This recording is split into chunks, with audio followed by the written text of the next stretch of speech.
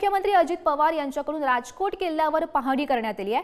पुतळा कोसळल्यानंतर अजित पवार यांच्याकडून कडक कारवाईचं आश्वासन सुद्धा देण्यात आलंय। मालवणमध्ये शिवरायांचं स्मारक उभारणार असं अजित पवार म्हणतात। मालवणमध्ये नेत्यांच्या दौऱ्यांचा सध्या सपाटा सुरू आहे।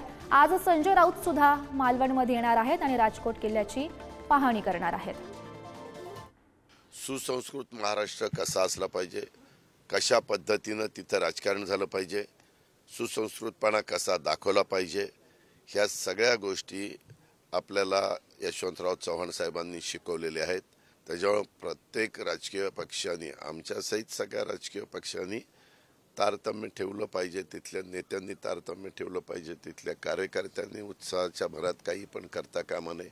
ही आपल्या महाराष्ट्राची संस्कृती नाही, आपल्या महाराष्ट्राची संस्कृती जी आहे त्या प्रकारे सगळ्यांनी वागलं पाहिजे एवढीच अपेक्षा आहे। चौकशी करणाऱ्या व्यक्ती जोपर्यंत आम्हाला रिपोर्ट देत नाही की असं असं आहे, तोपर्यंत आम्ही काय सांगणार आहे? चौकशी तर होऊन दिली पाहिजे ना। त्या संदर्भामध्ये हे संपूर्ण पोलीस यंत्रणा आणि बाकीची लोक काम करतात। यामध्ये मी काही आपल्याला सांगू इच्छित नाही की बाबा ह्याला ताब्यात घेतलं, ताब्यात पोलिसांना ज्या ज्या लोकांना ताब्यात घ्यायचं असेल त्या पद्धतीने पोलीस त्यांचं काम करतील, तो त्यांचा अधिकार आहे, ते चौकशी करतात। तर या संदर्भात अधिकची माहिती जाणून घेऊयात। आमचे प्रतिनिधी उमेश बुचडे सध्या आपल्यासोबत आहेत। उमेश, आपण नुकतंच पाहिलं अजित पवार यांनी येऊन नुकतीच राजकोट किल्ल्यावर पाहणी केलेली आहे। पाहणी दरम्यान नेमकं काय काय घडलं आणि संजय राऊत नेमके कधी येणार आहे याबाबत काही माहिती समोर आली आहे का?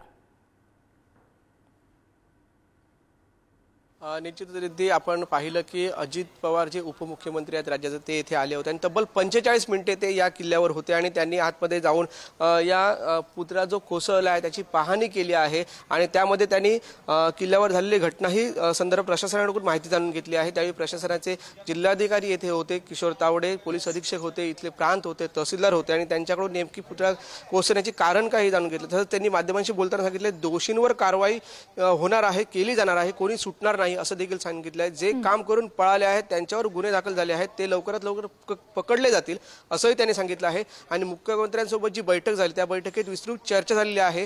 नेमकं ही पडण्यामागचं कारण काय, त्याच्यासाठी एक कमिटी गठीत करण्यात आली आहे। तसेच नवीन जो पुतळा उभारला जाईल त्याच्यासाठी देखील येथील जे ज्येष्ठ मंडळी आहेत, ते तज्ञ मंडळी आहेत, त्यांची एक मंडळ देखील उभारलं जाईल आणि त्याच्यामध्ये हा दुसरा पुतळा उभारला जाईल चांगला असं देखील सांगितलं आहे। संबंधित तसेच राजकीय बोलण्यासाठी त्यांनी इथे नकार दिला। या ठिकाणी राजकीय बोलणे हे योग्य नाही असं देखील त्यांनी सांगितलेलं आहे, कारण यशवंतराव चव्हाण यांनी समृद्ध पुरोगामी महाराष्ट्र कसा आहे हे दाखवून दिलेलं आहे। त्यामुळे कुठे ना कुठेतरी जे राजकीय इथे बोलणं, या जागेवर बोलणं योग्य नाही असं देखील सांगितलेलं आहे। त्यामुळे कालच्या या राड्यानंतर त्यांनी असं सांगितलेलं असल्यामुळे कुठेतरी सुसंस्कृत महाराष्ट्र कसा असावा हे त्यांनी या कालच्या राड्या प्रकरणी सांगून दिलेलं आहे। त्यामुळे अजित पवार आता जे उपमुख्यमंत्री येऊन गेले त्यानंतर जे संजय राऊत आहेत हे थोड्या वेळाने येथील 10:30च्या सुमारास मालवणमध्ये याच किल्ल्यावर येतील आणि ते देखील येथे पाहणी करणार काय बोलतात हे पाहणं सुद्धा महत्त्वाचं ठरणार आहे। धन्यवाद दिलेल्या सविस्तर माहितीसाठी।